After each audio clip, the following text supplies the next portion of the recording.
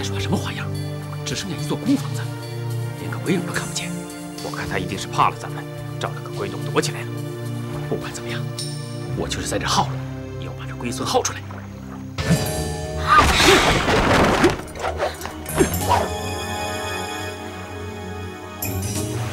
走，我们进去。你们是谁？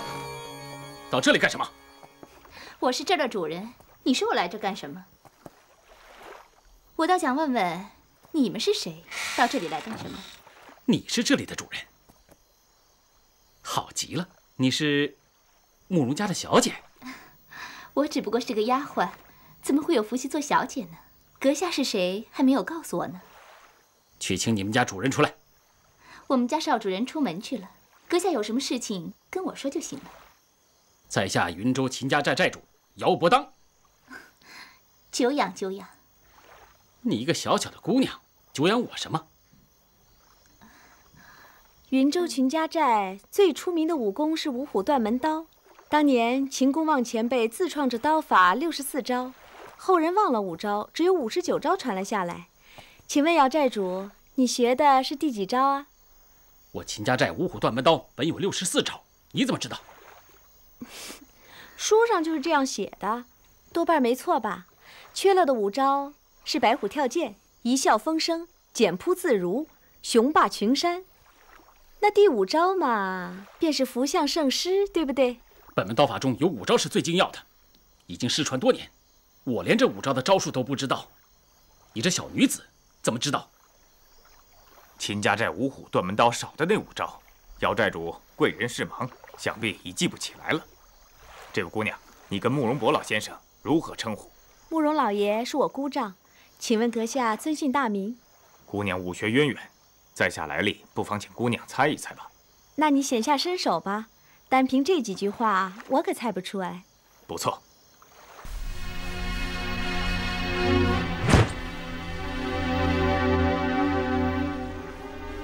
这是雷公轰，想必阁下擅长于轻功和暗器。雷公轰乃是四川青城山青城派的独门兵刃，青字9打，橙字18破，奇诡难测。阁下可是复姓司马？姑苏慕容氏武学渊博无比，果真名不虚传。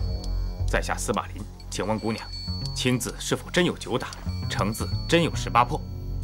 你这话问得好，我以为青字称10打较妥。因为铁菩提和铁莲子外形虽似，用法截然不同，可不能混为一谈。至于橙字的18破，那破牌、破盾、破甲3招无什么特异之处，像是故意拿来凑成18数，称为15破，反而更精要。好了，该试的都试过了，到底来做什么？可以说了吧？我们自然是有要事。一定要见慕容家的主人。倘若慕容公子不在，我们就在此等下去。你们算什么东西，也配在这儿等？是包三哥吗？非也，非也，不是包三哥。还不是包三哥，人没到，非也非也就先到了。什么非也非也，装神弄鬼！赶快给我滚出来！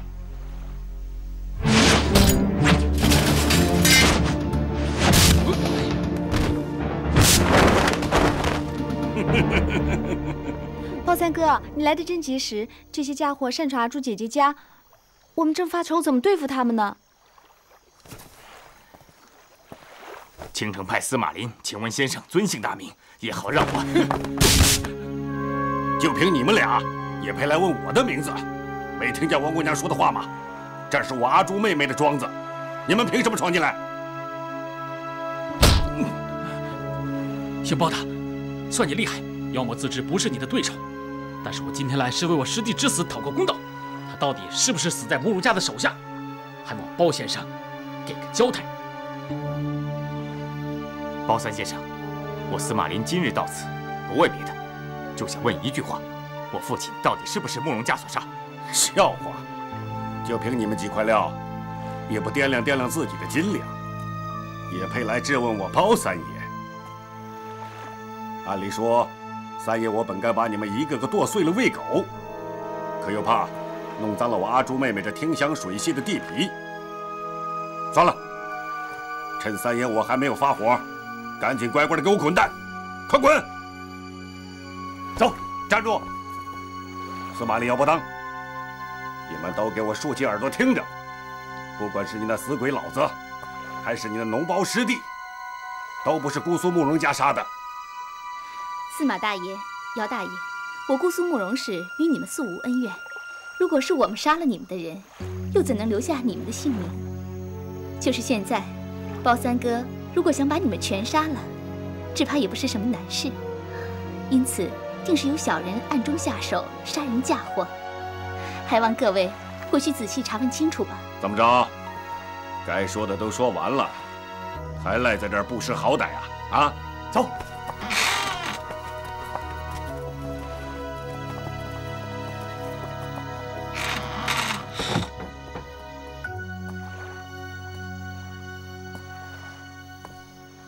哎，这小子是谁呀？啊，要不要也让他一块滚蛋？啊，这位是大理来的段公子。今天我和阿朱、阿碧都让爷妈妈给捉了，多亏他相救。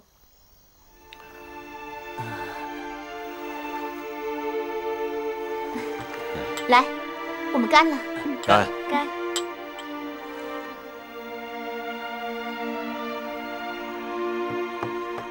近日里，武林中接连有人死在自己的成名绝技之下，这一定是哪个王八羔子跟咱们姑苏慕容家过不去，暗下毒手，把这笔账都记在姑苏慕容的名下了。那你觉得会谁暗中跟咱们过不去呢？第一，不会是少林派，大和尚们绝不会杀他们的自己人。第二，也不可能是丐帮，他们的副帮主马大元最近让人用锁喉功给杀了。锁喉功是马大元的成名绝技，但和少林一样，丐帮也不可能以牺牲他们的副帮主来陷害我们。段兄，你连连点头，想必心中是说包三先生这句话说的有理。非也，非也。第一，我只点了一下头，而不是连连点头。第二，我是指你说的是实情，而不是指包兄你说的有道理。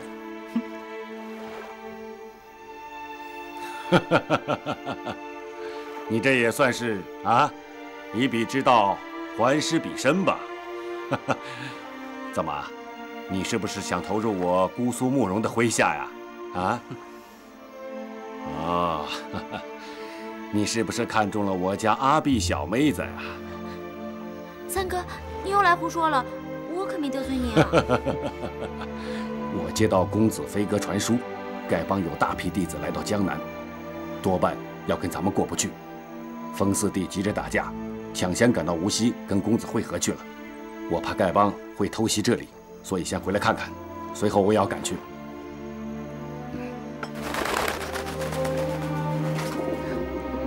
公子有消息来了。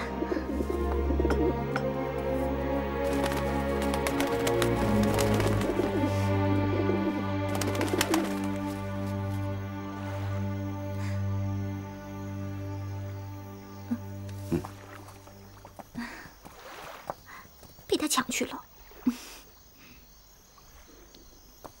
公子来信说，有大批西夏国一品堂的高手突然出现，不知是敌是友，让我带着阿朱、阿碧两位妹子先去查查。哎，王姑娘，你去不去啊？我当然要去了，可是怎么西夏一品堂的人也要和咱们为难呢？这对头越来越多了。有王姑娘和我们同去，只要看上几眼，对方的底细就清清楚楚了。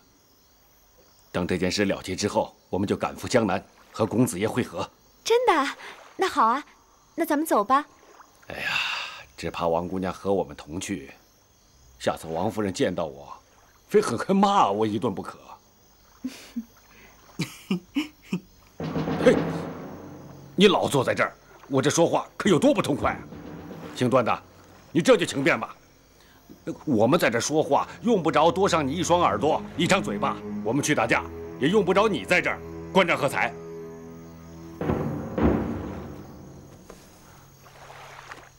王姑娘，阿朱、阿碧两位姑娘，在下告辞了，后会有期。段公子，这么晚了，你要去哪里呢？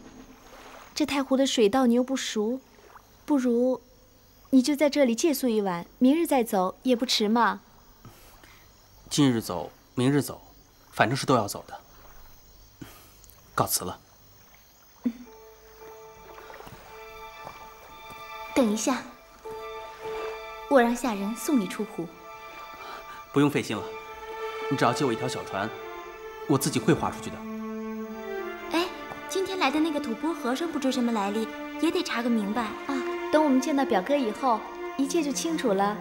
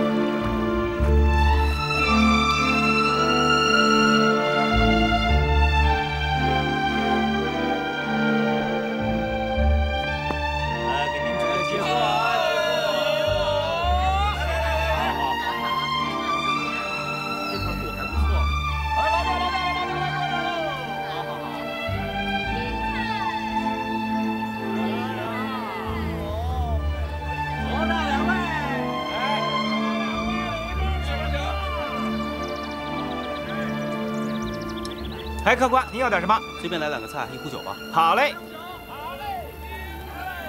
来了，客官，您的酒，哎，您的菜，请您慢用。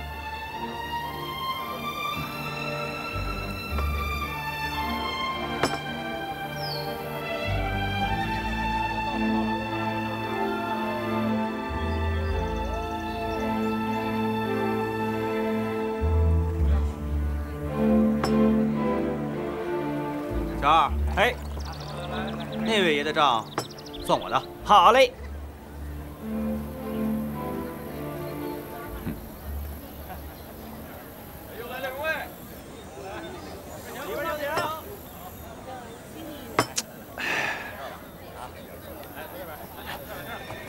启禀帮主，对方约定明日一早在惠山凉亭中见面，有点仓促了吧？属下本来跟他们定在3天以后，可是对方好像知道咱们人手不齐，居然话里带刺儿，说是要不敢赴约，明日不去也成。告诉兄弟们，今天晚上3更在惠山聚齐，咱们先到，等他们前来赴约。是。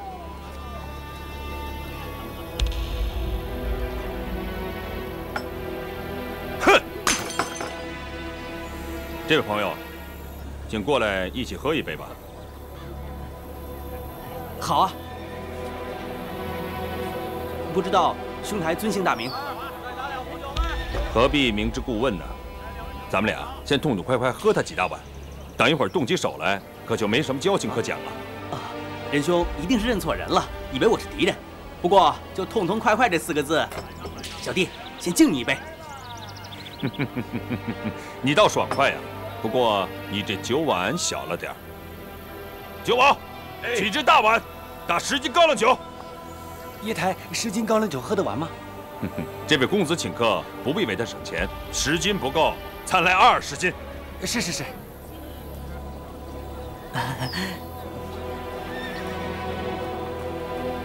来了，倒满2碗。好嘞。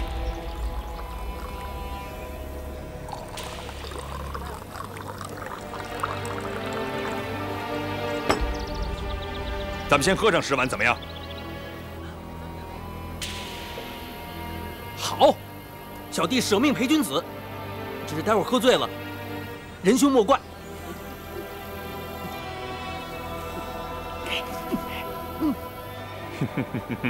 好爽快！来。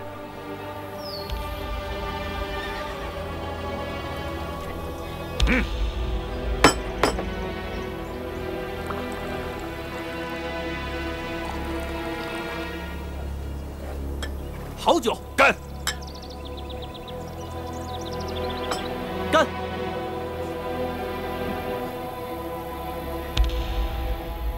哈哈哈哈哈哈！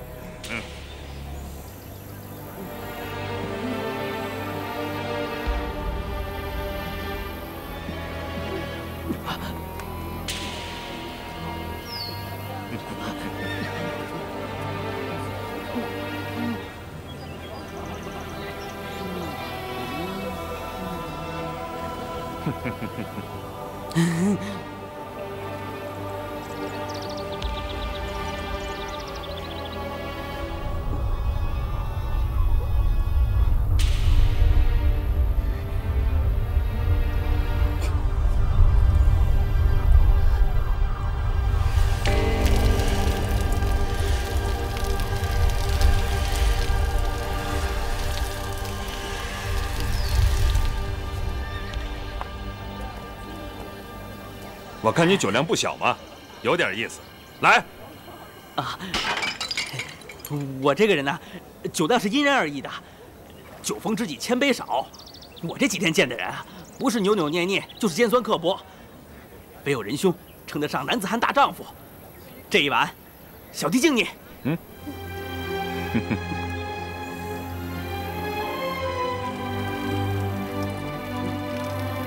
嗯。好一个酒逢知己千杯少，再来。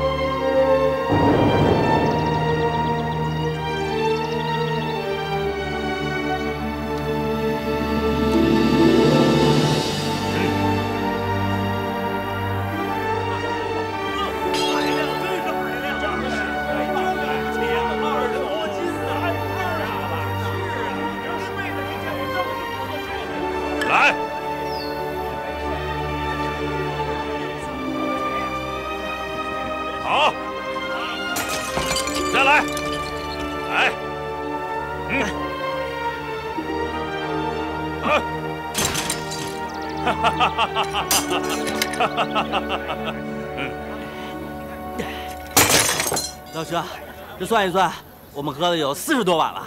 你没喝多，脑子挺清楚的。我们呀，可以说是半斤8两，要分胜负，恐怕是不太容易。不过呢，再喝下去，就怕小弟的酒钱不够了。好，来，咱们这就走，走。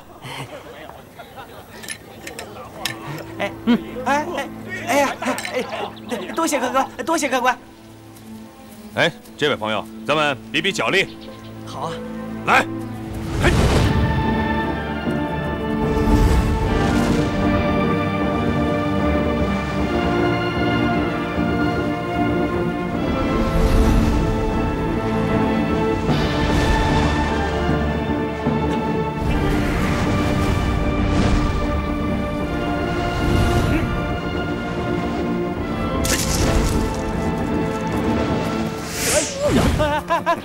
姑苏慕容果然名不虚传啊！小弟姓段名玉，兄台，你认错人了吧？阁下，不是慕容复公子吗？啊，小弟初次来到江南，天天听到慕容公子的大名，可惜一直没有见到。哎，刚才兄台自报姓名，可是姓乔名风？正是，在下乔峰。小弟是大抵人士，初次来到江南。能够结识到像乔兄这样的英雄人物，真是荣幸啊！哦，原来你是大理段氏子弟，到江南来干什么来了？这个，此事说来话长，那就慢慢说啊。走，段兄弟酒量好，为人也十分爽快，处处透着一股侠气。乔某识人无数，但真让乔某佩服的还真没有几个。哎，兄弟，我想与你结为金兰，你看怎么样？小弟求之不得。我乔峰，我段誉，今日一结金兰，不求同年同月同日生，但求同年同月同日死。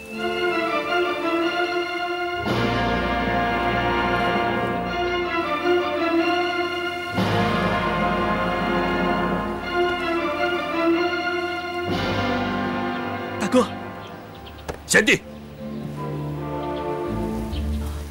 大哥，刚才小弟在松鹤楼听到，大哥今晚跟别人定下了约会。小弟虽然不会武功，但也想去看看热闹，不知大哥可否答应？当然可以，不过敌人出手阴险毒辣，贤弟自己可要当心呢。一切听从大哥吩咐。走。哎，贤弟啊，我看现在时间还早，不如咱们返回无锡城再喝他一会儿，然后再去会山。哎，大哥，刚才小弟跟你赌酒，其实是骗你的，我只不过把酒用内力从手指头逼了出去。大哥是真的喝了40多碗，我只不过用酒冲冲肠胃而已。哎，我说贤弟，你这门功夫是不是叫做六脉神剑呢？啊，正是，小弟刚学会不久，还不太熟练呢。是吗？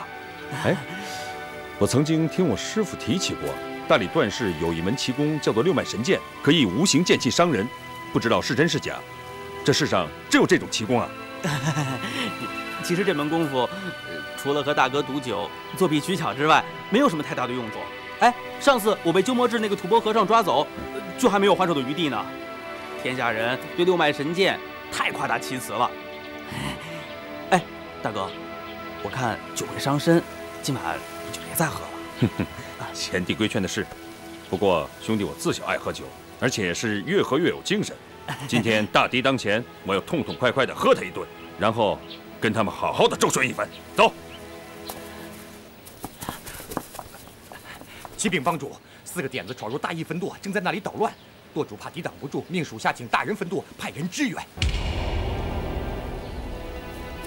点的是什么人？3女1男。那男子讲话蛮横无理。这4个人，你们就抵挡不住了？看来这酒是喝不了了。哎，贤弟，咱去瞧瞧去。啊，好啊，大哥，走。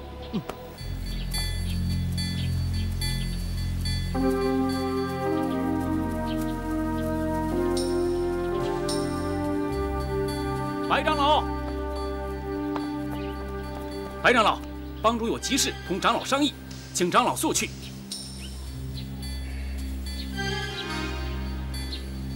帮主现在在哪儿？就在湖边船上，请带路。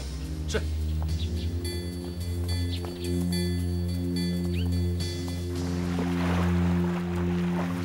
向兄，怎么你也到了？帮主着急说有要事商量。不知是什么要紧事，把你我都招来，该不是和西夏人的约会有什么变化吧？上去就知道了。行。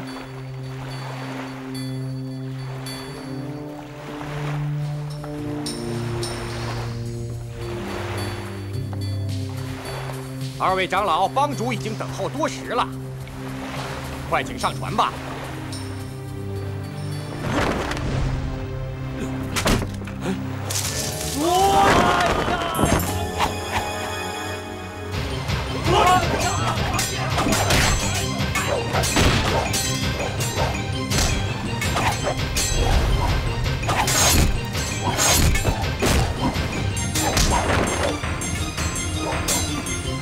你先走。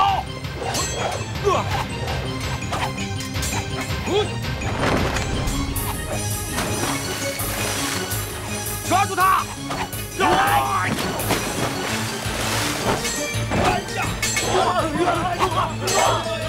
活的！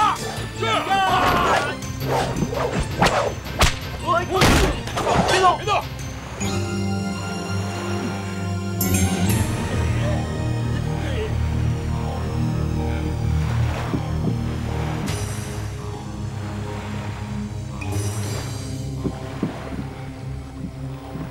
白石镜，你坐下。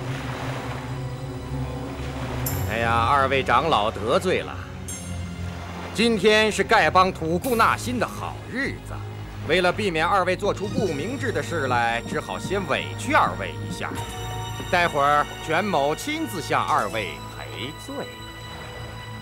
不过丑话说在前头，如果二位企图逃跑，这里的几条船都装满了硫磺和柴草，我的属下就看在外边，稍有不对，他们就会马上点火。到那个时候，二位就不要怪我全冠清不讲义气了。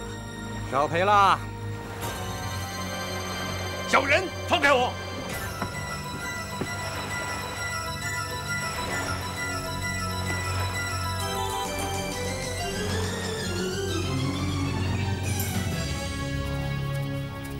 我家慕容公子上洛阳去会你家帮主，你们丐帮的人却到无锡来了，这不是故意让我家公子扑空吗？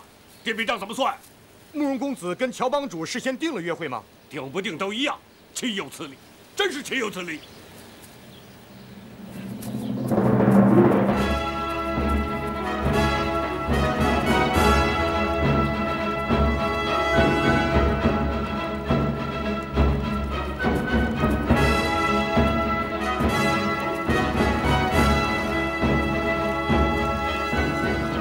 王姑娘，你也来了？是啊，我也来了。众位兄弟好，参见帮主。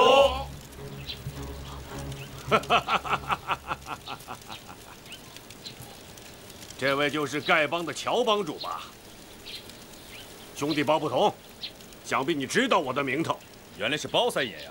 久闻大名，幸会幸会啊！非也非也，我哪有什么大名啊？江湖上的臭名倒是有的，人人都知道我包不同一生爱惹是生非，出口伤人。不过，乔帮主，你怎么随随便便就到江南来了？这可就是你的不对了。早知道江南包不同爱放狗屁，果然名不虚传呐！早听说臭屁不响，响屁不臭。刚才的狗屁却是又响又臭，是丐帮四老放的吧？知道丐帮四老来了，你还敢胡说八道？怎么，想打架吗？包三先生一生最爱的就是打架。你最爱的是斗嘴，爱打架的是我。风四哥，你也来了？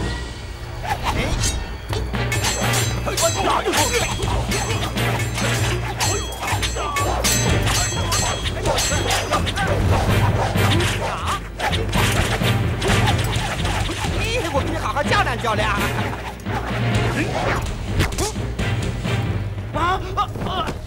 四弟，四弟，你觉得如何？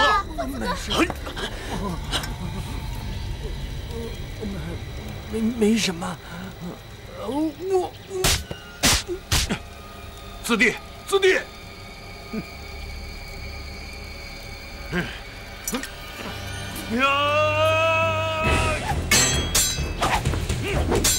想车轮战吗？让我来会会姑苏英豪。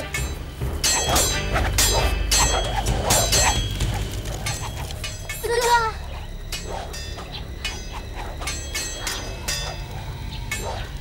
陈长老，你还是先给风四爷解了毒吧。这人先向我们挑衅，而且武功不弱，救活了，后患不小。话虽不错，可是咱们还没有见到正主就伤他属下，总有些说不过去。咱们还是先礼后兵吧。马副帮主明明死在那姓慕容的手下，杀人就该成立。你先给他解毒，以后的事慢慢再说。是。我家帮主仁义为先，这是解药。多谢陈长老，多谢乔帮主。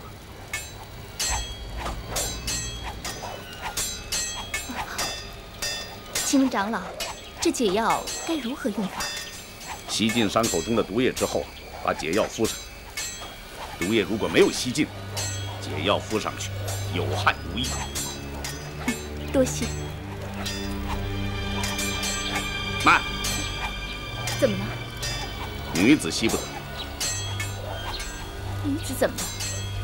这蝎毒是阴寒之毒，女子姓阴，阴上加阴，毒性更增。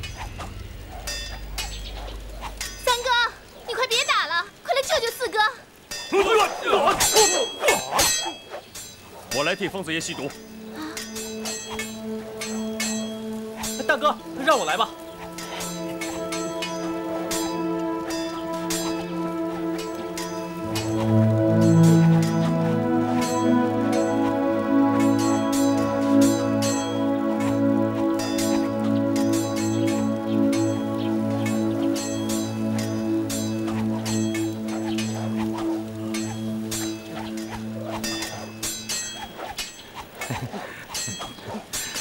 服药吧，啊，乖。四哥，多谢段公子。哎，来，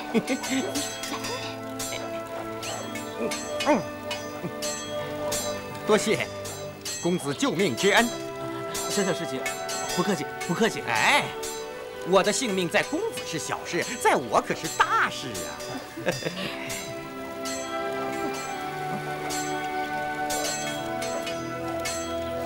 还你解药。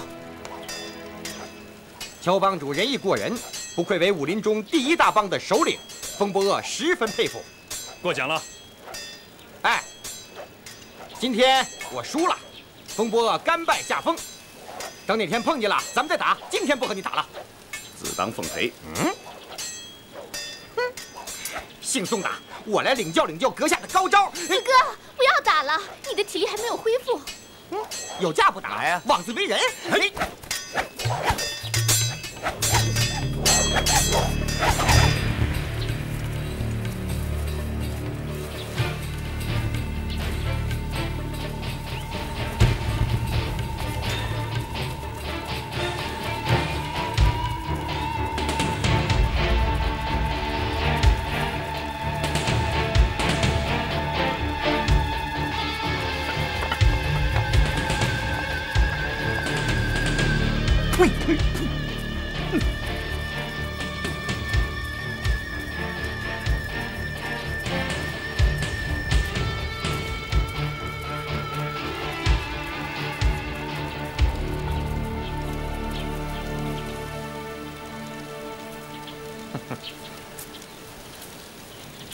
解打狗阵。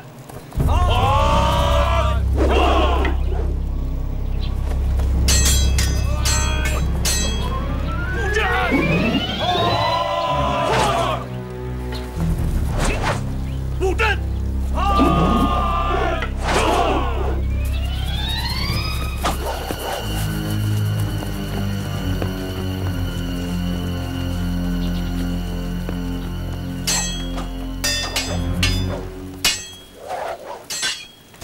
莫三哥、风四哥，快住手！丐帮的打果阵，你们俩是破不了的。我再打一会儿，等真的不成了再住手好了。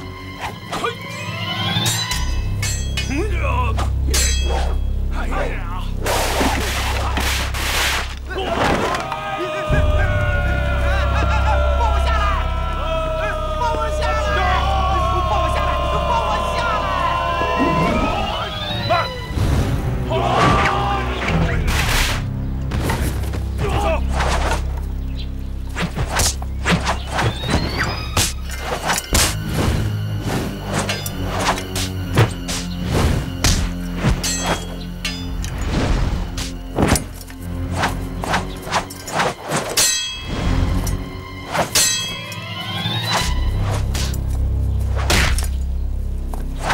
是龙爪手抢住三式，豹三哥他左肘要创你胸口，右掌要斩你腰肋，左手便抓你的气户穴。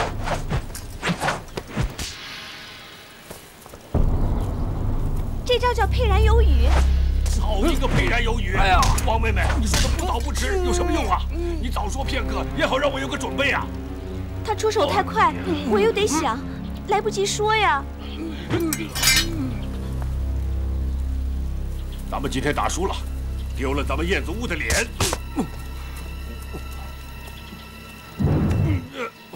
二位，请自便吧。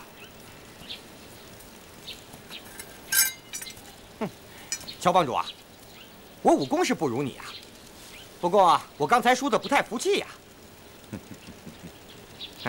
我想再领教领教。好，风爷请赐教。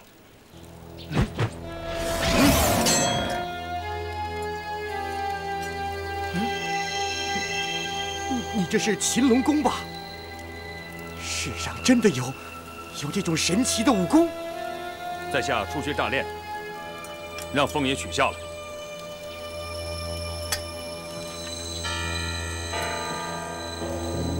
乔帮主客气了，风伯鄂这一辈子都别想打过你了。再会了，走。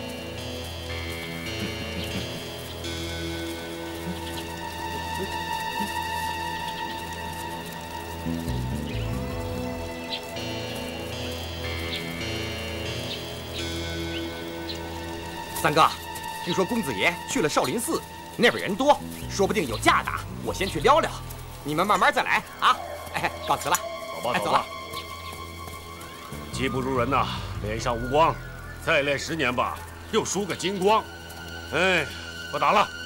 马副帮主的大仇未报，帮主怎能随随便便就放走敌人？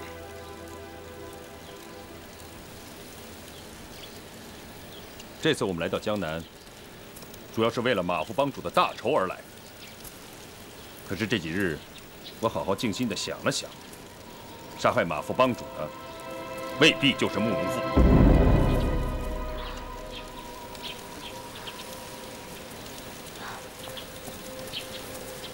帮主有什么凭据吗？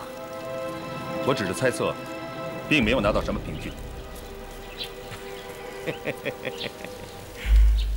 不知帮主是怎么猜测的，属下都想知道。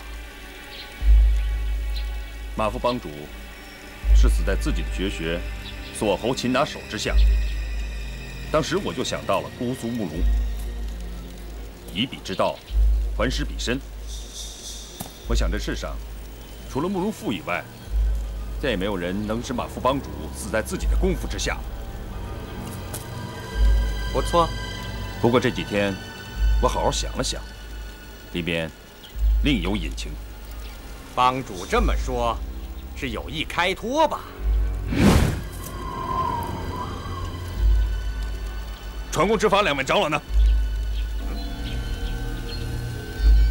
属下今天没有见到2位长老啊。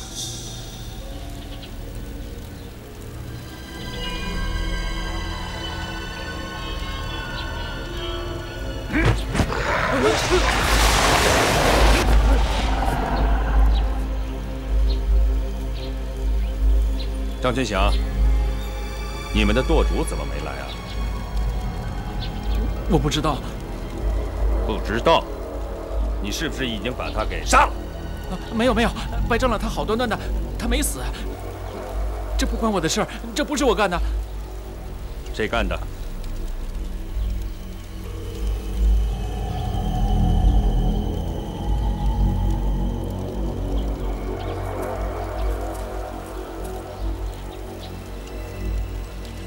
？4位长老，到底发生了什么事情？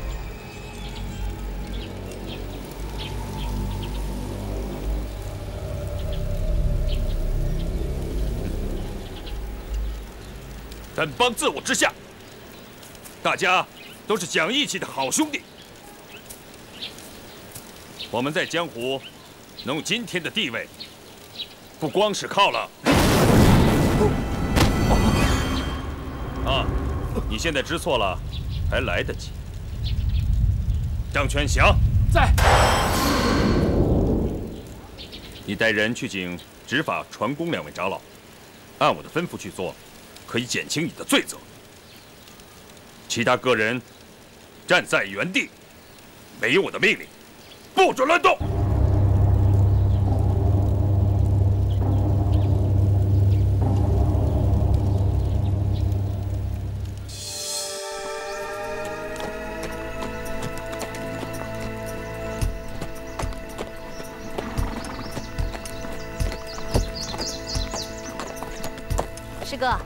师哥，你又在玩什么古怪花样啊？我打你屁股！哟，小娟儿，小娟儿，怎么是你呀？哎呀，近来过得快活吧？还好。又是你，挺好的。小娟儿，哎呀，小娟啊，我千盼万盼，终于盼到你的信儿。师兄，是丐帮的徐长老找我们来，说是丐帮有了麻烦。小娟，不管什么事儿，只要是你让我做的，我就是赴汤蹈火也在所不辞。这，小娟儿，你知道吗？这几天我做梦啊，又梦见咱俩在一起练功的情景了。你那时候的样子，我一辈子都忘不了。小娟儿，小娟儿，小娟儿，等会儿我呀！诸位兄弟，我现在非常高兴，因为我新交了一位朋友，他就是段誉段公子。我们俩意气相投，已经结拜为兄弟了。好兄弟，过来！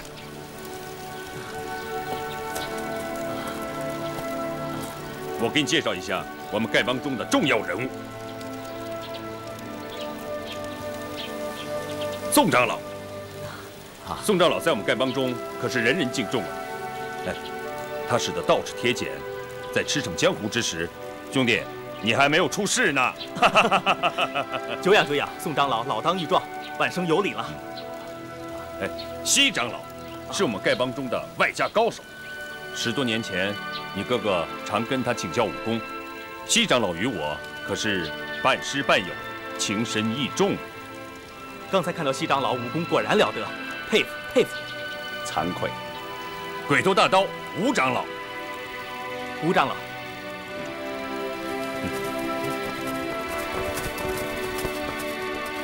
帮主怎么样了？是啊，叛徒在哪儿？就是抓住那个了。把他吞了。对呀，在哪儿？抓住他！出来！叫出来！大家各归其位，我有话说。是。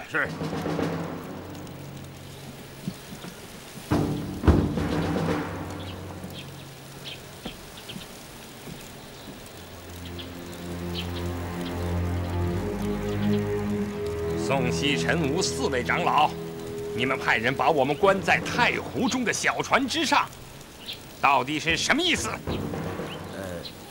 这个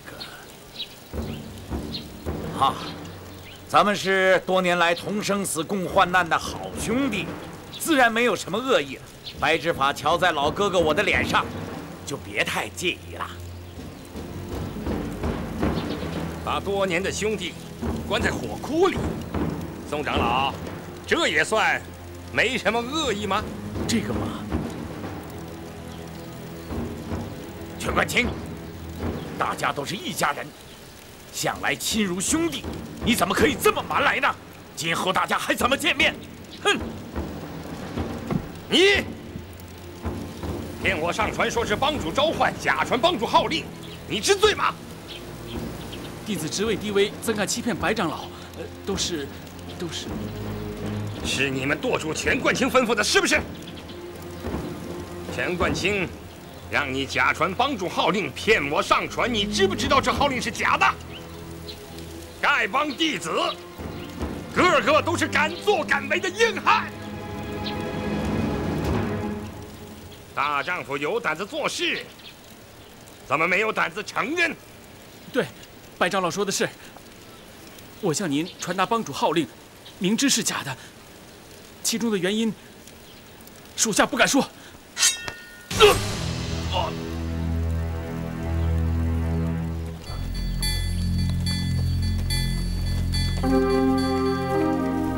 夫人，我们就快到了。知道了，这一路上有劳单大侠了。哪里，李清池丐帮徐长老再三嘱咐，让单某一路上好好照顾夫人。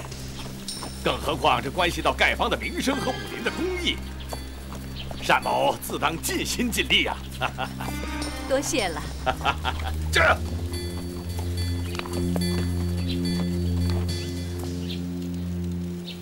相兄，骗你上船的又是谁？嘿，大丈夫行事，对就是对，错就是错，敢做敢当嘛！帮主。我们大伙儿都商量过了，要罢掉你的帮主之位。宋希辰3位长老和我一起都参加了这件事儿。我们怕传公和执法长老知道了不同意，我们才想法设计把他们囚禁起来。今天你占了上风，我们听任你处置便是。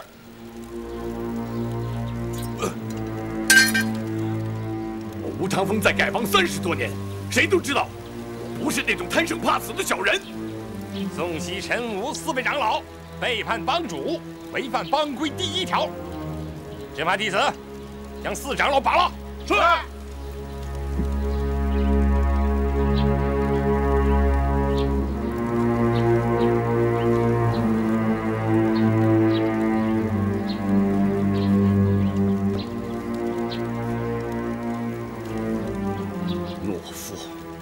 懦夫！群起一战，未必咱们就会输。可是你们，哼，谁都怕乔峰。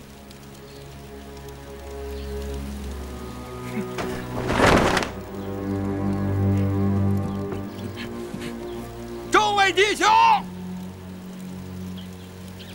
近些年来，本帮声誉日隆，大家都知道，这是乔帮主之功。乔帮主仁义待人，处事公允，大家拥护还来不及的。可是有人居然猪油蒙了心。全冠清，你知罪吗？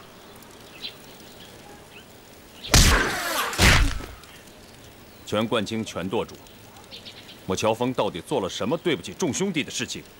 请你当面指证，不必害怕，不用顾忌。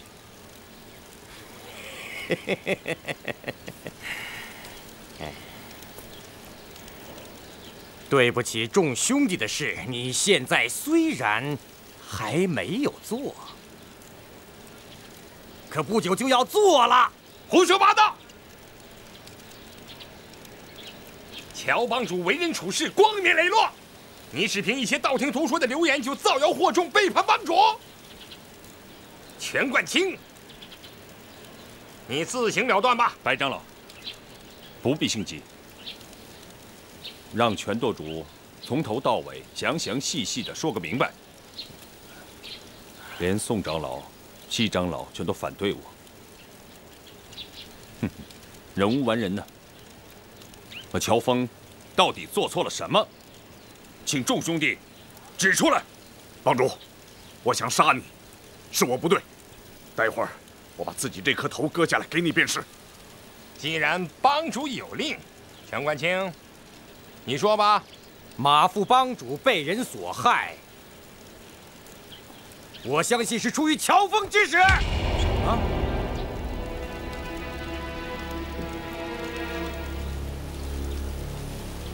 你一直讨厌马副帮主，但总觉得有他在一天，你帮主的位子就坐不安。胡说八道！我虽然跟马副帮主私交不深，但是绝无加害之意。皇天厚土，人神共鉴。如果我乔峰有意加害马大元，我愿受千刀万剐，身人唾骂。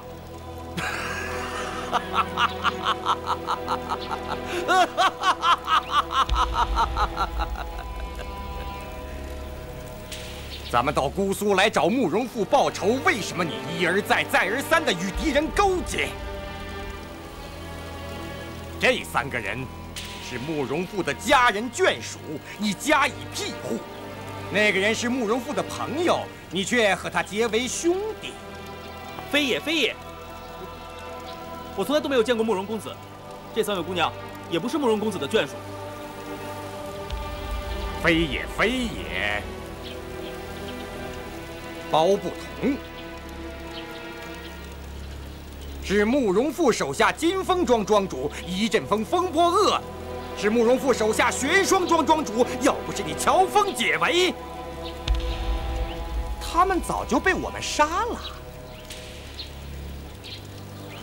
这些都是大伙亲眼看到的事实，你还想抵赖吗？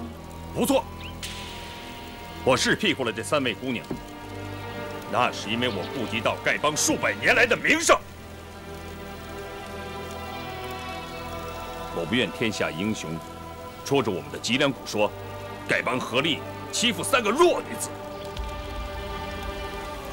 我丐帮自开帮数百年来，在江湖上备受人的尊崇。我们凭的不是人多势众、武功高强，而是由于我们行侠仗义、主持公道。丐帮和4大长老的名声，你不爱惜，众家兄弟可都爱惜得很呢。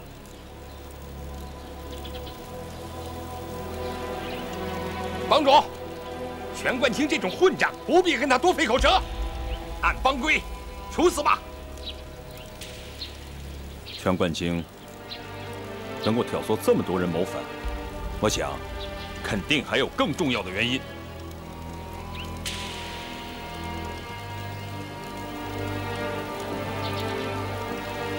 众位兄弟，我乔峰的所作所为，有哪一点做的不对的？请大家明言。嗨，乔帮主，你是个什么样的人？我吴长风没本事分辨，你还是把我杀了吧。吴长老，乔峰到底做错了什么？这件事对咱们丐帮的影响太大了。万一要是传了出去，丐帮在江湖上就再也抬不起头来了。我们本来想一刀把你杀了，为什么？为什么？就因为我刚才救了慕容复手下的2个人，你们就认为我跟他勾结？可是你别忘了，你们是谋反在先，我是救人在后。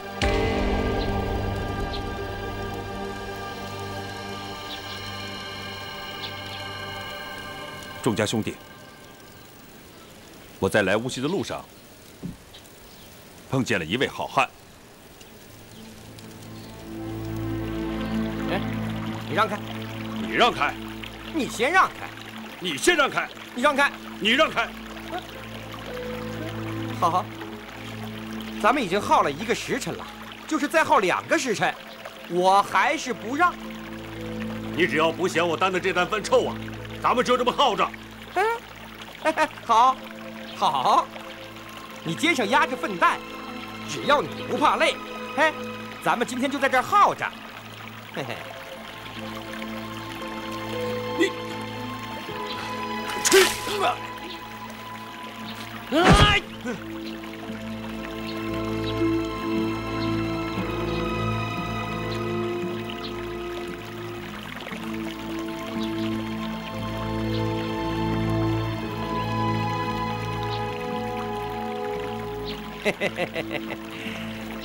老兄，跟我比耐心，到底谁赢了？你是赢了，那你挑着这副粪担，我空站着，咱们看谁输谁赢。说的也是啊，拿来。哎呀，给。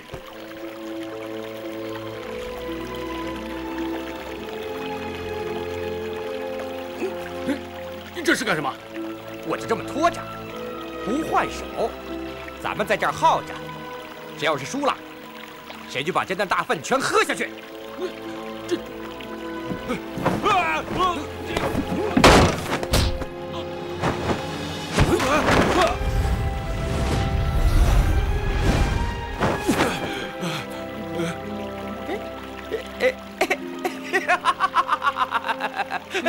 过瘾，过瘾！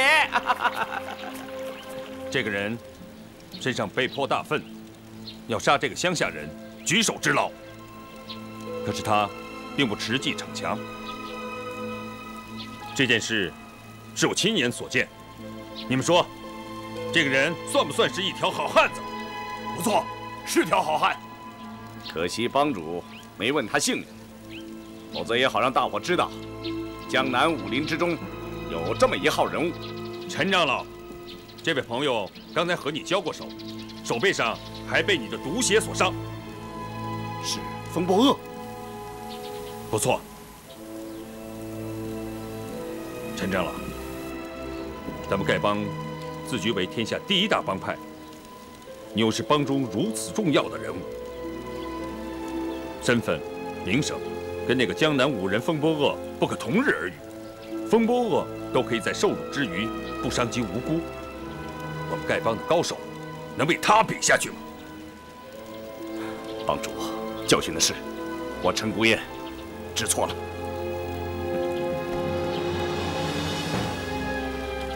风波恶是非分明，包不同潇洒自如，而这3位姑娘又是温文善良。这些人不是慕容公子的下属，就是他的亲友。物以类聚，人以群分。众家兄弟，咱们自己平心静气的好好想一想，跟慕容公子相处的都是这些人，他自己能是一个大奸大恶、卑鄙无耻之徒吗？帮主说的有理，帮主说的有理，帮主说的有理。帮主，依你之见，杀害马副帮主的肯定不是慕容复了。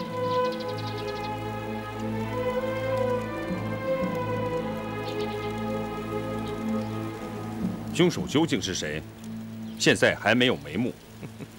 但是如果我查出来是慕容复所为，我乔峰第一个把他抓回来，替马副帮主报仇雪恨。但是，只凭胡猜乱想，错杀了好人，而真正的凶手逍遥自在，暗笑我丐帮无能。那样的话，既对不起错杀的好人，也有损我丐帮的威名。以后众家兄弟走在江湖之上，恐怕也会抬不起头来吧。帮主，咱们所以叛逆，都是误听人言。现在一想，我们实在是太糊涂了。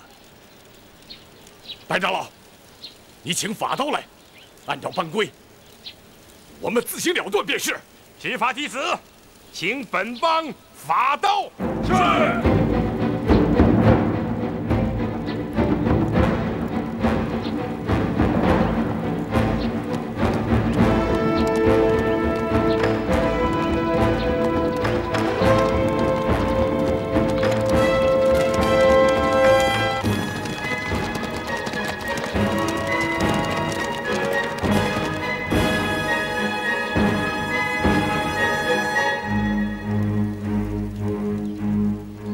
宋西、吴尘4位长老，误听人言，图谋叛乱，危害本帮大业，罪当一刀处死。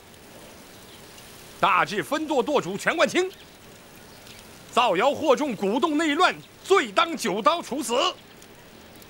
其余叛乱弟子各领罪责，日后详加查究，分别处罚。帮主，我吴长风对不起你。理当自我了断，只是我死后，希望你能够原谅了吴长风。执法弟子宋邦，且慢！帮主，是因为我罪孽太大，你不允许我自我了断。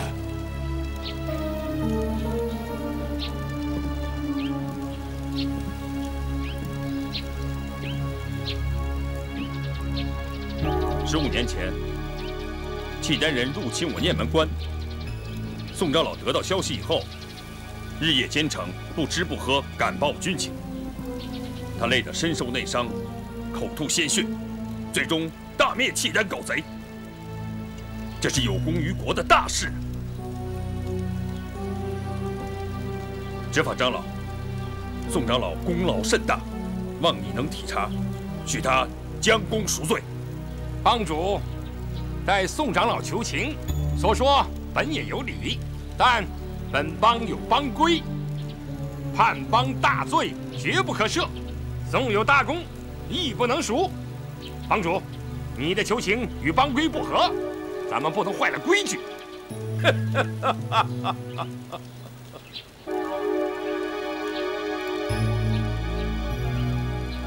执法长老的话半点也不错。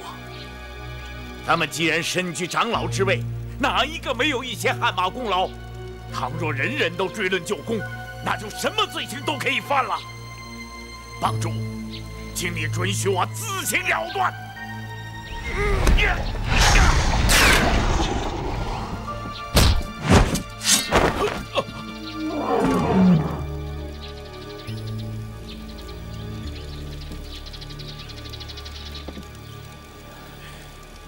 罢了，我原起过杀害你的念头，也是罪有应得。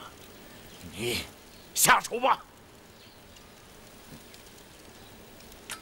帮主，帮主，帮主，求帮主呀！别！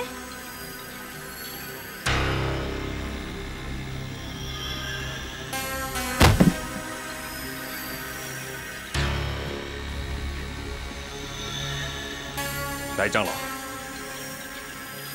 帮规中应该有这么一条：本帮弟子犯规，不可轻恕。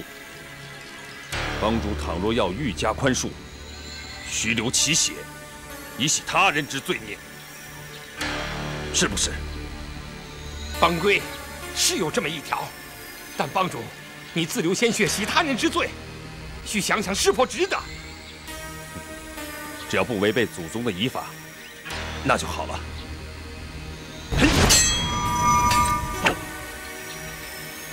想当年，帮帮主被契丹5大高手设伏擒获，并威逼我丐帮向契丹狗贼投降。西长老便乔装汪帮主的模样，甘愿待死，使汪帮主得以脱险。他是有功于国家和本帮的，本人非免他的罪不可。帮主！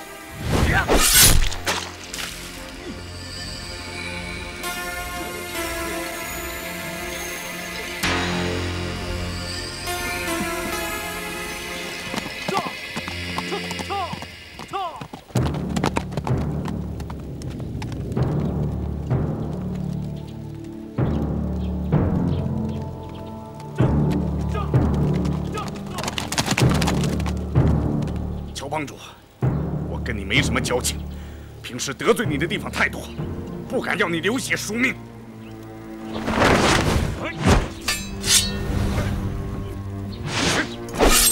陈长老，我乔峰是个粗鲁的汉子，我宁可去和低辈的1代、2代的弟子去喝烈酒，吃生肉。我这脾气，大家都知道。但如果你以为我想除掉你和马副帮主，那可就大错特错了。你和马副帮主老成持重，从不醉酒，那是你们的优点。我乔峰及不上你们。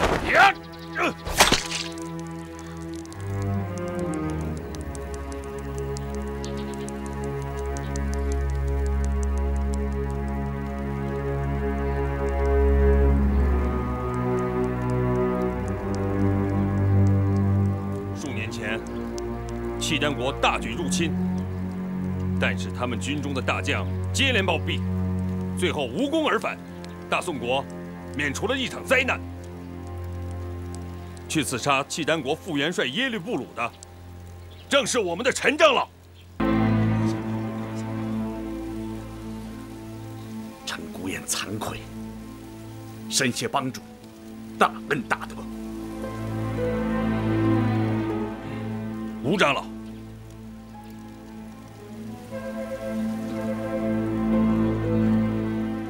吴长老，想当年，你一个人独守鹰巢峡，力抗西夏一品堂众高手，单凭你的济公金牌就可以免罪了，拿出来给大家伙瞧瞧。嗨，都是私家兄弟，有什么难为情的吗？我那块济公牌，不瞒帮主说，找不见了。怎么找不见的？我那天突然酒瘾大发，因为没钱买酒喝，我就把金牌换酒喝了。爽快，好爽快！我佩服你。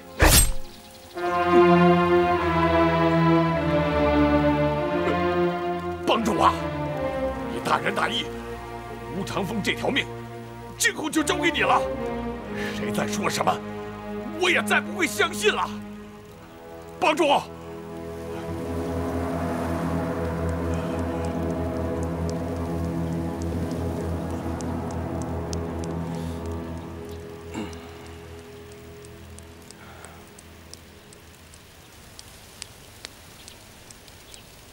全舵主，你还有什么话，请说吧。我所以烦你，是为了大宋的江山，为了丐帮百代的基业。可惜跟我说了你身世真相的人魏氏怕死，不敢现身，你干脆一刀把我杀了便是。我的身世又怎么了？你尽管说来。我这时空口说白话，谁也不相信。你还是一刀把我杀了的好啊！男子汉大丈夫，有话就说，何必吞吞吐吐的？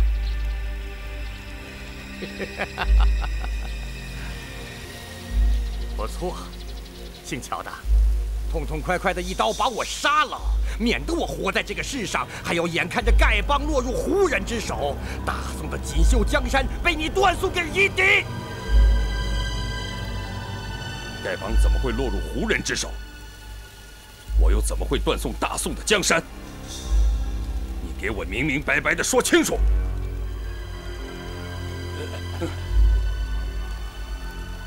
全冠清，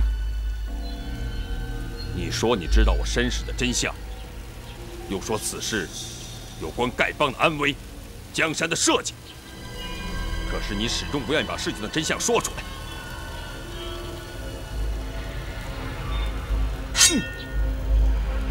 煽动叛乱，一死难免。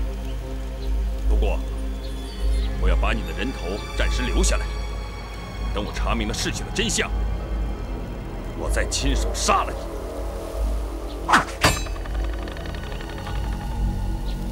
那么乔峰要决定杀什么人，亮这个人，他永远逃不出我的手掌心。滚吧！从今以后，丐帮中没有你这号人物。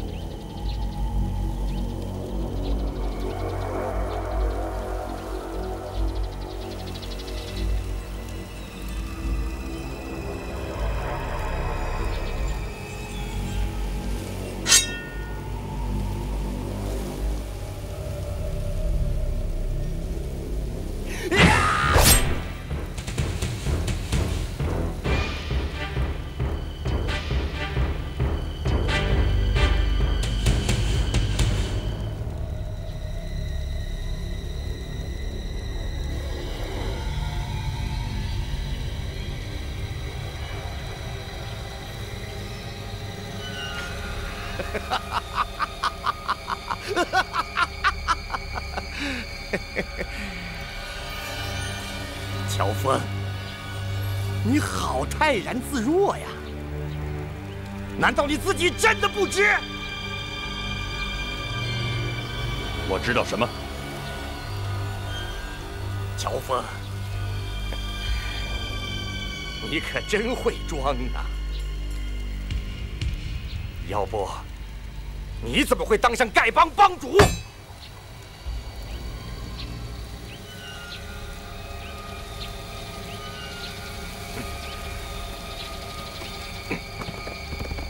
帮主，帮主！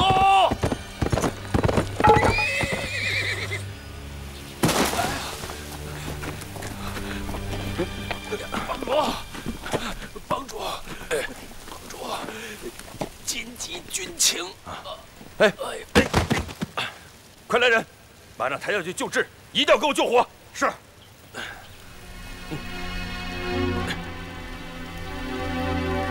乔峰，住手！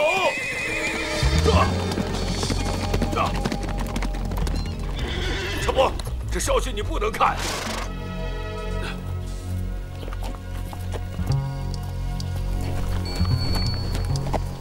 徐长老，什么事把你给惊动了？乔峰拜见徐长老。乔峰，这消息你不能看呐。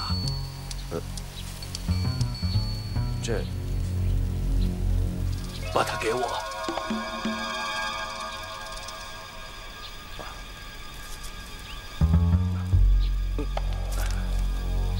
得罪了，白长老，先不要执行帮规。兄弟们，今天我把马大元兄弟的遗孀康敏请来了，他有些事情要跟大伙儿说说。另外，还请来了几个朋友，给做个见证。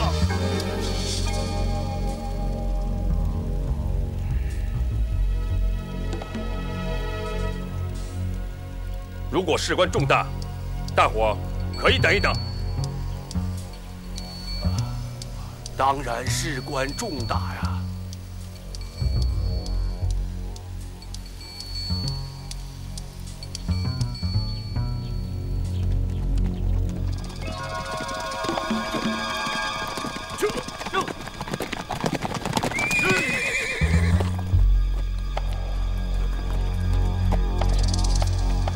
哟，泰山五雄也来了，什么风把你们单家六爷们儿都给吹来了？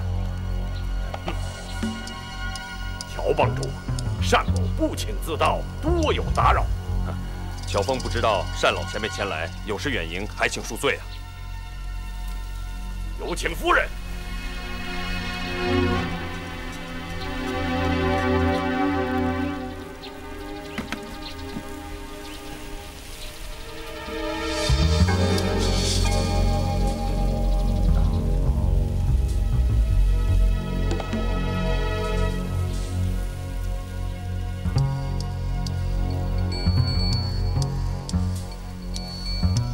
魏王人，马门康氏，拜见帮主。大嫂不必多礼。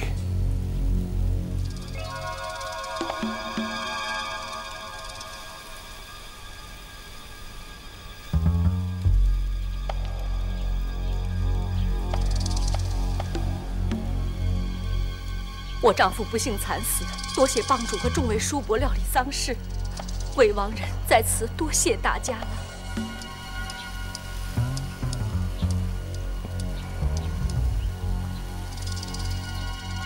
乔帮主，乔帮主，乔峰有礼了。乔帮主，你这身上插几把刀干什么？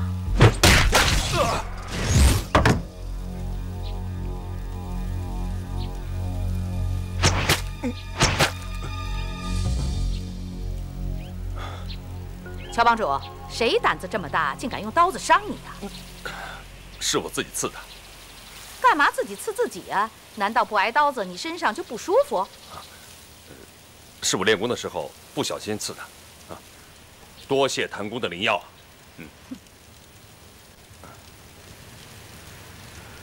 泰山的单氏父子，太行山的谭氏夫妇，以及赵钱孙先生。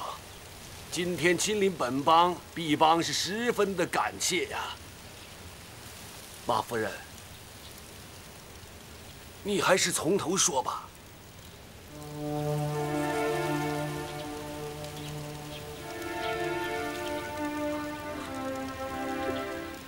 我丈夫马大元惨遭暴死，我在收拾他的遗物时。 发现了一封用火漆封密好了的书信，信皮上写着：“如果我丈夫死于非命，要我把这封信交给丐帮诸位长老共同查阅。可是，当时乔帮主和诸位长老都不在洛阳，我怕耽误帮中大事。” 不敢自作主张，就去洛阳找徐长老，并呈上此信，请他老人家做主。以后的事情，就请徐长老告诉各位。这件事情还真让我为难呐。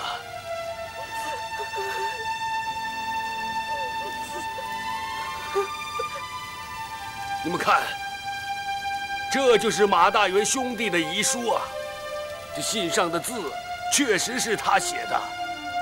当时这火漆还完好，我接到这封信的时候，怕耽误事，我就把信拆开了。当时单兄也在，由他给我作证啊。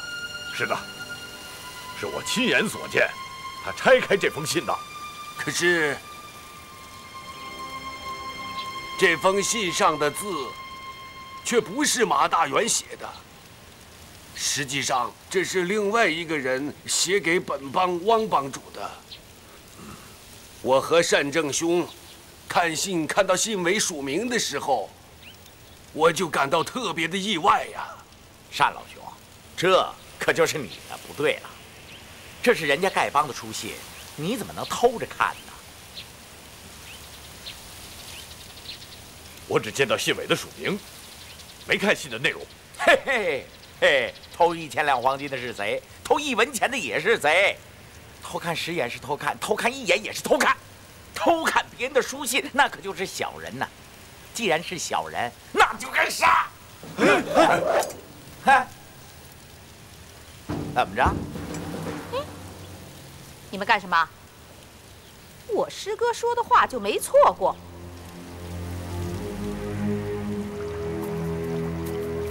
禀告大将军，大约有110名丐帮弟子正在下面杏子林里。属下看见有几个老叫花子身上背着9个麻袋，估计是丐帮长老。这群叫花子居然没上当，留下这么多高手。看来惠山那边，段延庆那里要扑空了。把人带上来。是。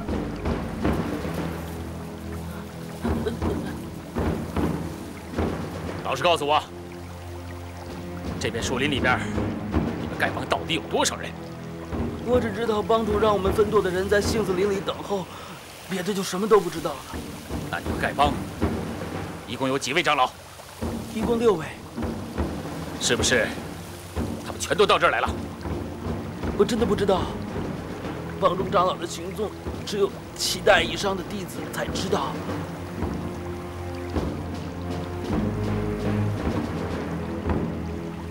不管你们有多少人，一会儿我让你们知道我的厉害。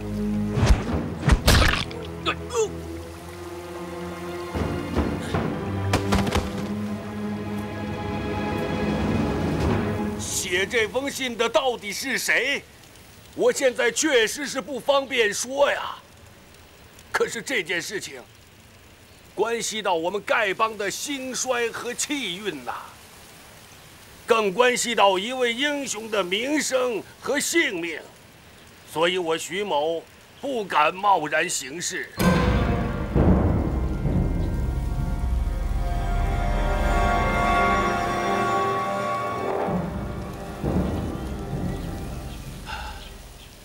后来我得知，写这封信的人和太行山的谭公谭婆交情莫逆，我就前去向他们请教。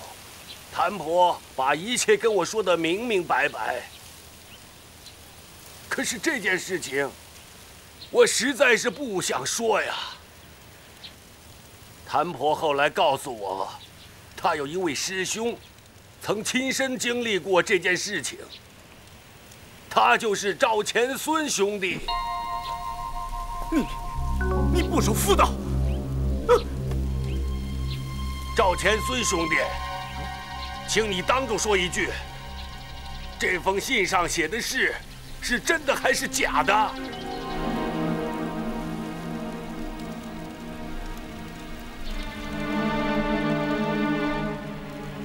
谭婆，还是你让他说吧。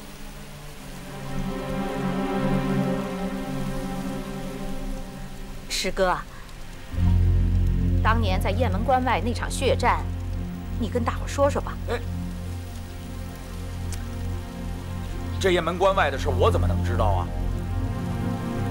这事儿别问我，我不知道啊，我不知道。这事我不知道啊，我不知道。小娟嫁给谭公还真没嫁错。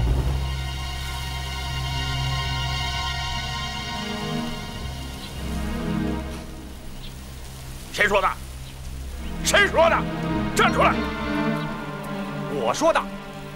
要不然你干嘛一见着谭公就逃跑呢？谁他娘的逃了？这个谭公除了挨打不还手之外，他哪点比我强？你说说看。阿弥陀佛，能挨打不还手，这才是天下最难练的武功啊！哎呀，天台山的智光大师到了。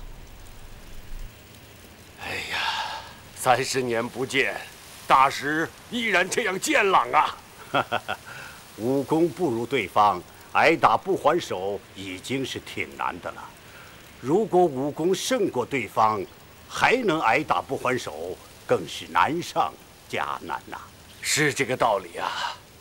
啊，大师啊，您路上辛苦了。哎，大师啊，这回亲自请您来一趟，实在是不好意思啊。有徐长老和单判官的面子，老衲哪敢不来呀？更何况这件事关系重大，老衲更是非来不可啊！不知哪一位是乔帮主？啊，在下乔峰。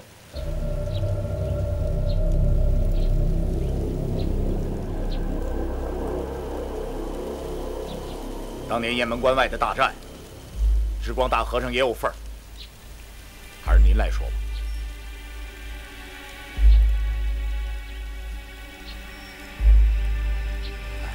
陈年旧事，老衲真不愿意再提起当年的罪孽。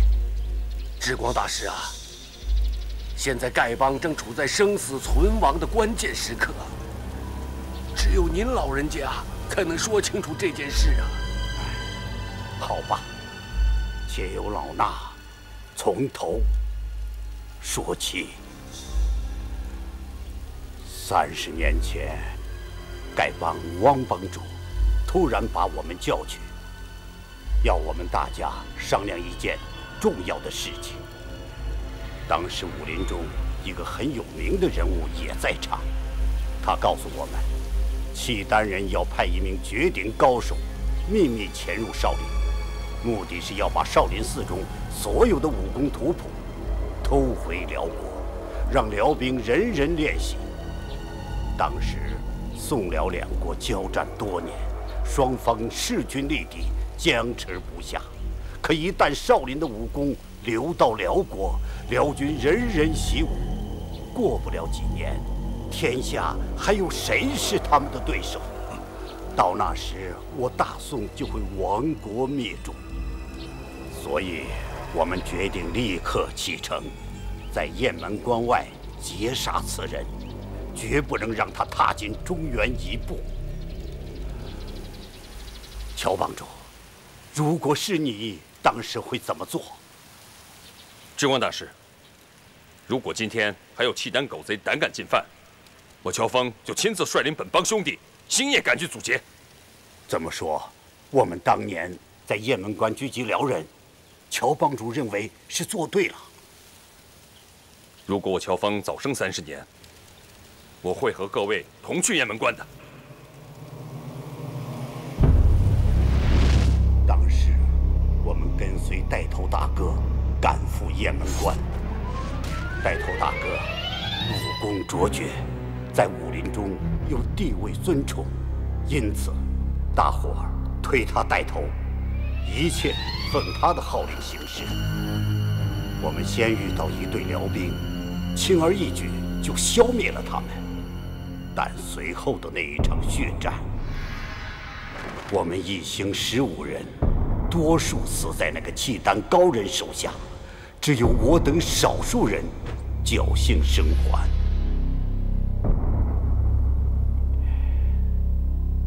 我们实在不忍心加害那个孩子，就将他留了下来，并踏下石壁上的字迹，清理了现场。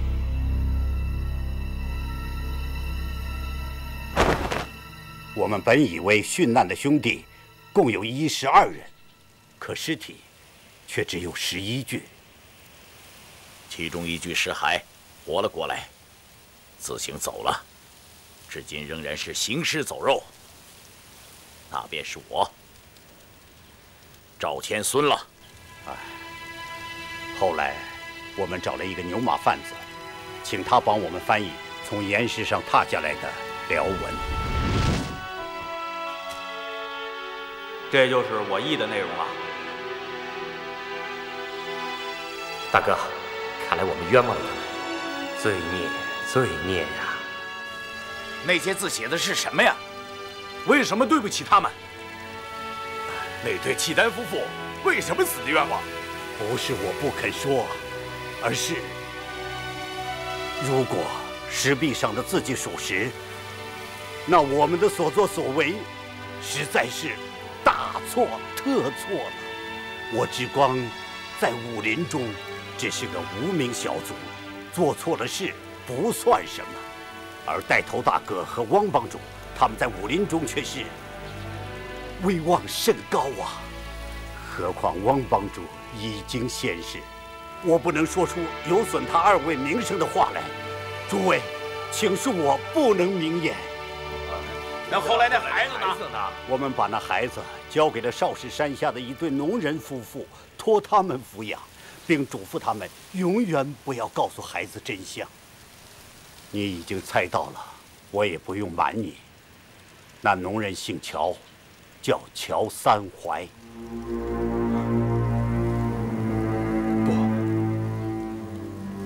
包你胡说八道！你们为什么编造出这些谎言来污蔑我？我是堂堂的汉人，不是辽狗。三槐公是我的前妻，你在胡说八道！住手！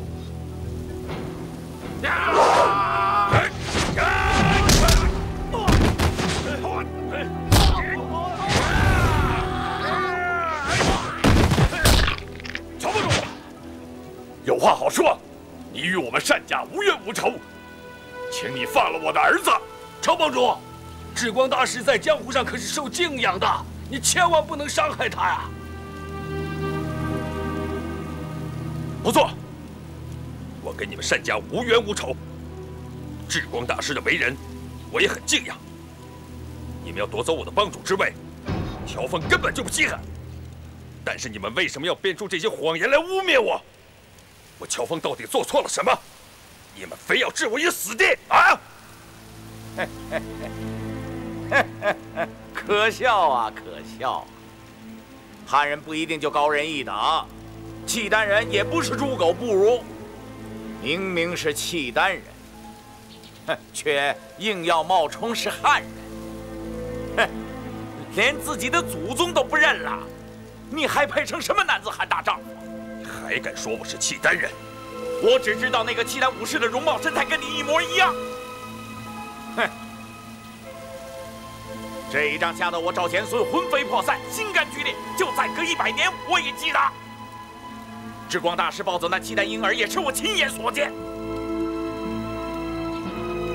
我赵钱孙行尸走肉，这世上我只关心小娟一人，再不关心别的什么事。哎，你做不做丐帮帮主，关我屁事啊！我也犯不着诬陷你呀，乔帮主。我赵钱孙的武功是比不过你，难道我不会自杀吗？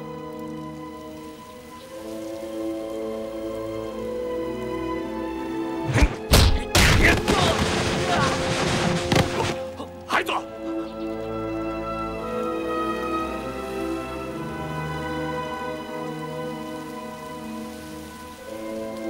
后来怎样？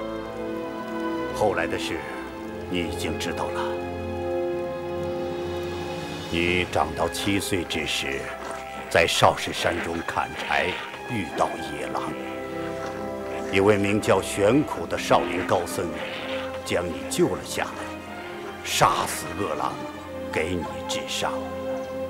至此以后，每天便来传你武功。其实，这位少林僧，乃是受了带头大哥的重托，从小教诲你，免得你走入歧途。带头大哥和汪帮主说我们对不起你的父母，要将你培养成一个了不起的英雄。你们到底怎样对不起那个契丹人了？宋辽两国相互仇杀，不是1天2天的事了，有什么对得起对不起的？雁门关外石壁上的刻字至今仍在，将来你仔细去看吧。汪帮主开始对你十分提防，可后来看你才华横溢，慷慨豪迈，待人宽厚，渐渐的就真的喜欢上你了。再后来，你立功越多，威名越大，丐帮上下对你都心服口服啊。就是帮外之人也知道你是丐帮下一代帮主。以老衲所知，丐帮数百年来，从没有第二位帮主像你这样当得艰难。我一直以为恩师是有意在锻炼我，原来如此啊！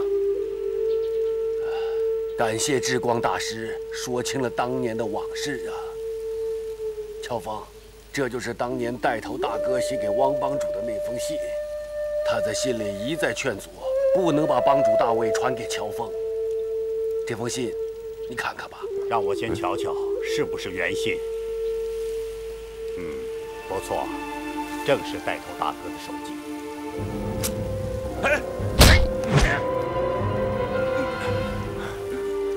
你搞什么鬼？乔峰非我族类，其心必异，其父其母死于我等之手。一旦乔峰知其出身来历，不但丐帮将灭于其手，中原武林也将遭浩劫。当世才略武功能及乔峰者，实无第二。此事牵连过巨，望三思。乔帮主，你现在已经知道了你自己的身世，就一定会报你的杀父之仇。汪帮主一死，这位带头大哥，老衲却绝不能让你知道。一切罪孽，老衲甘愿一身承担，要杀要剐，你尽管下手便是。是真是假？我现在还没弄明白。要杀你，要急在这一时。不错，我也在内。这账也要算上我一份。什么时候你高兴了，尽管来取我的人头。这就是汪帮主的遗书，他的字你该认识吧？啊，自喻马大元副帮主及丐帮主长老。乔峰若有亲辽叛汉之迹象，全帮即合力击杀，下毒行刺，均无不可。下手者有功无罪。王建通，亲笔。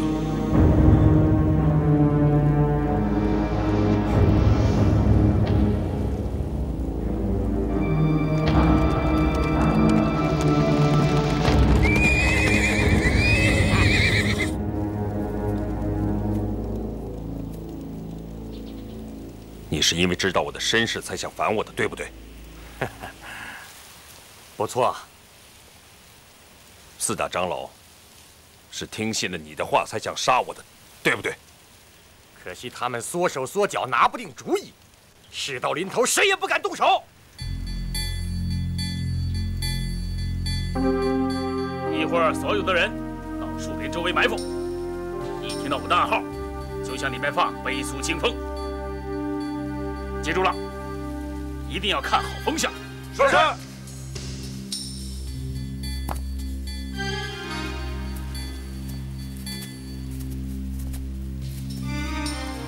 将军，我听见那些叫花子在里面议论，好像那个乔峰也在里面。什么？他怎么也在这儿？这么说，他没有去赴段延庆的约会？妈的，这下糟了！将军，一个乔峰有什么了不起的？是啊，咱们也给他来个一拥而上，管教那群叫花子一个也跑不掉。咱们有背苏清风在手，10个乔峰也是白给。你们知道什么？这个乔峰，他武艺超群，那可是个厉害人物。要不是因为他，中原丐帮我早就铲平了。将军，那现在该怎么办？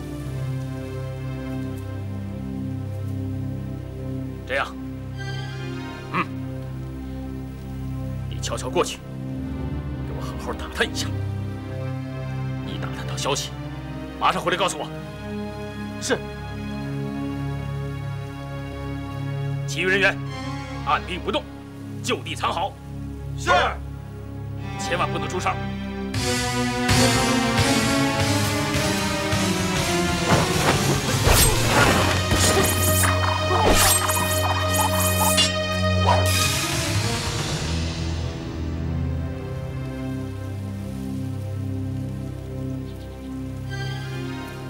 各位叔叔伯伯，大元的为人，大家都十分清楚。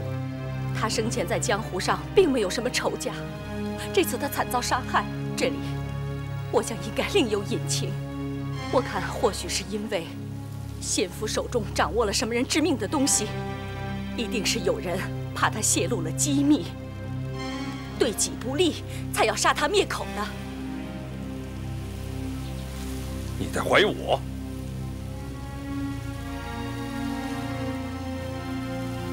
妾身不敢。小女子是女流之辈，抛头露面已是不该。恳请叔叔伯伯念着旧情，查明真相。乔大哥，请替先父报仇雪恨。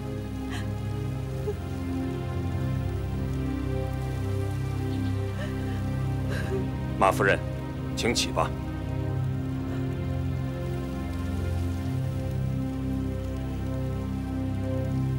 马夫人，我有件事搞不懂，想向夫人请教请教。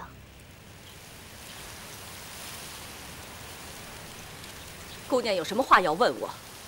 刚才听马夫人说，马副帮主的遗书在徐长老拆开之前是密封完好的，那就是说你自己也没有看过这遗书了。不错。马副帮主的遗令，既然大家都不知道，自然就不存在你所说的杀人灭口了。姑娘是谁？为什么要干预我们帮中的事？贵帮大事，我不敢干预，只是觉得夫人说的话似乎有点不大合情理。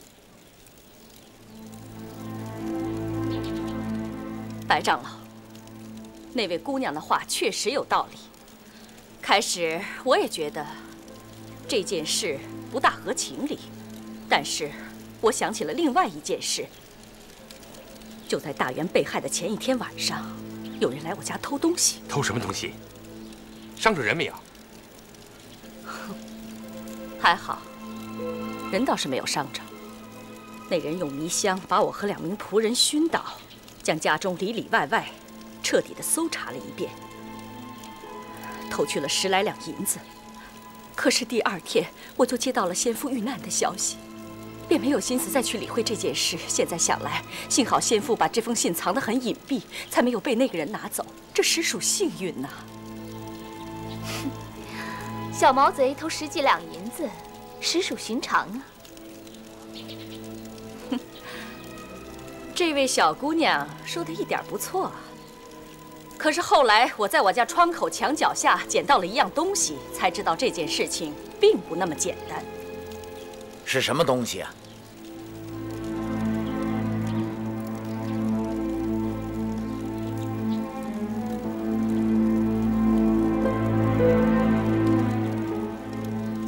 徐长老，请您给我做主啊！你看，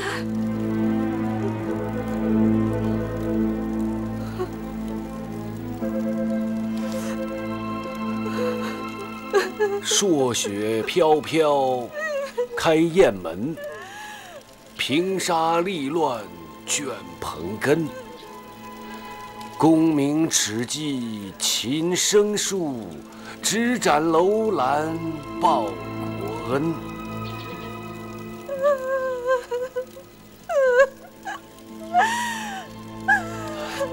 非我族类，其心必异。王帮主，真是让你给说中了。徐长老，这柄折扇是我的。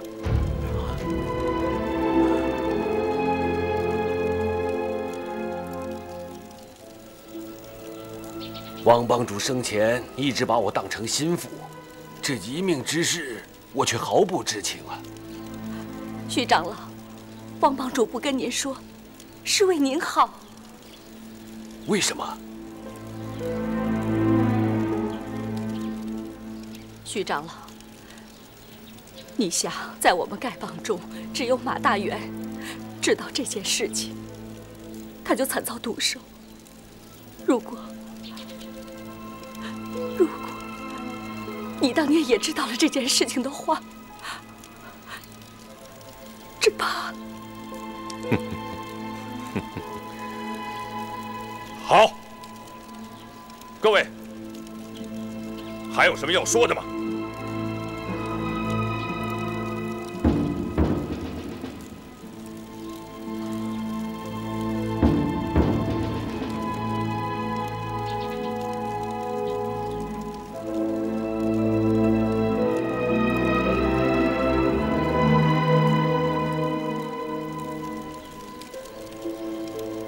？30年来，我连自己是什么人都不知道。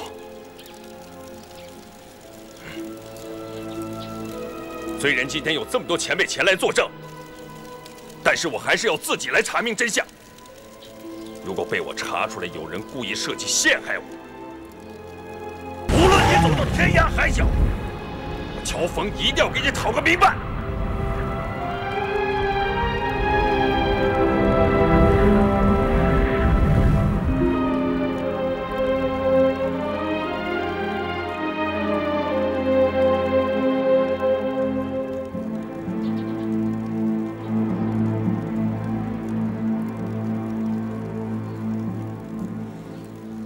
在真相未查明之前，我这个丐帮帮主是不能再当了。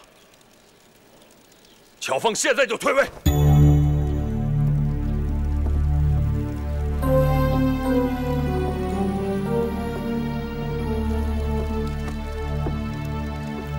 乔峰无等，今日交出帮主权杖。在场的丐帮兄弟，哪位想接替乔峰的？请上来领受此杖。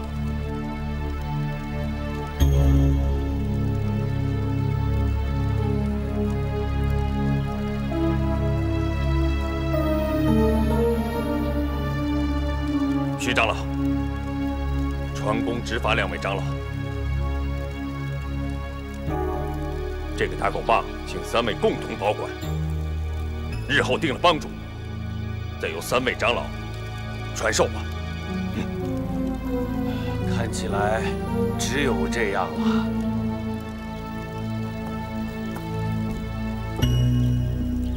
且慢，宋兄弟，你还有什么话要说啊？我看乔帮主不像是契丹人，契丹人残暴凶狠，可乔帮主却是大仁大义。就在刚才，我们想杀了他，可是他却甘愿为我们流血赎罪。契丹人能做得到吗？他自幼受少林高僧和汪帮主的教诲，身上已经没有契丹人凶残的习气了。既然性子已经改了，做我们的帮主有什么不可以呀？我看帮里面没有一个人能够比得上乔帮主。别人想当帮主，哼！我姓宋的不服。有人阴谋陷害乔帮主。咱们不能轻信谣言。对，几10年前的旧事，单凭你们这几个胡说八道，谁知道是真是假？这帮主大位不许随便变动。愿意跟随乔帮主的，请跟我到这边来。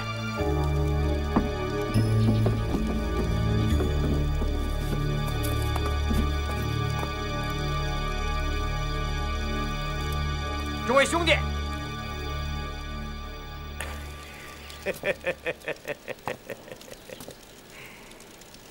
乔帮主的确才略过人，英雄了得。啊，可咱们都是大宋的百姓，怎么能听从一个契丹人的号令？乔峰本事越大，丐帮就越危险。放你娘的狗屁！哼，我瞧你这模样，倒有9分像是契丹人。汪帮主的遗命和智光大师刚才说的话，谁敢怀疑呀？乔峰既是契丹人，又怎么能再做丐帮帮主？遗命里也没说乔大哥是契丹人呢。至于智光大师说的话，哼，他到现在都还没有说出当年的带头大哥是谁，谁知道他说的是不是真的？王帮主当年和在下一块儿去过雁门关，汪帮主已死，至于阁下嘛，自己都说自己是一块行尸走肉。你个小兔崽子，你从哪儿钻出来的？老子宰了你！你有本事就来啊！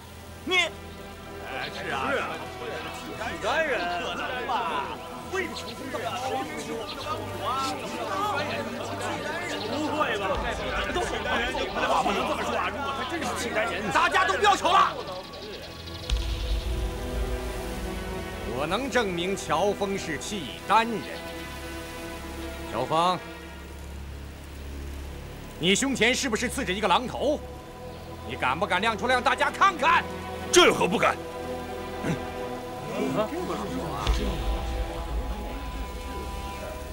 刺个狼头有什么新鲜？江湖上的人，谁的身上没有刺青啊？招啊！老子就有左青龙右白虎，难道老子就变成他妈契丹人了？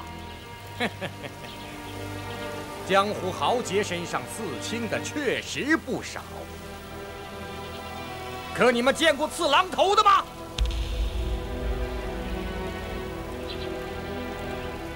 据我所知，普天下只有一族人在族内男丁身上刺这种狼头，那就是辽国太后萧氏一族。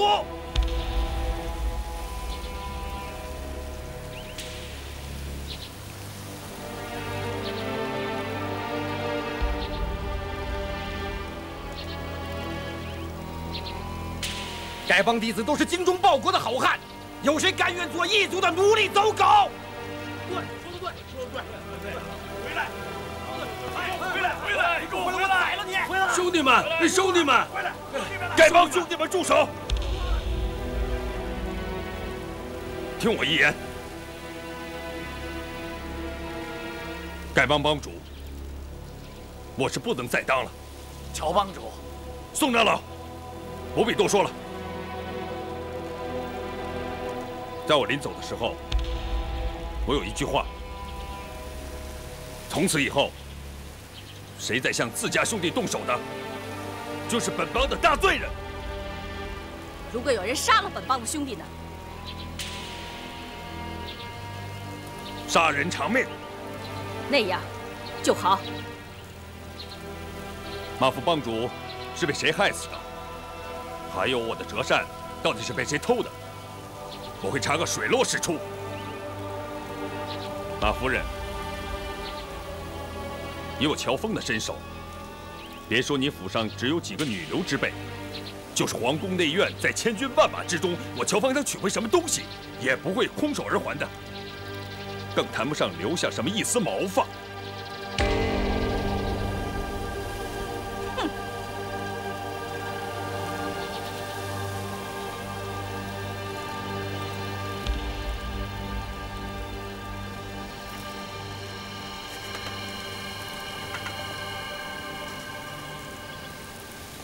各位兄弟，乔峰就此别过。不管我是汉人也好，契丹人也好，在此一生，我乔峰不会伤害一条汉人的性命。若为此事，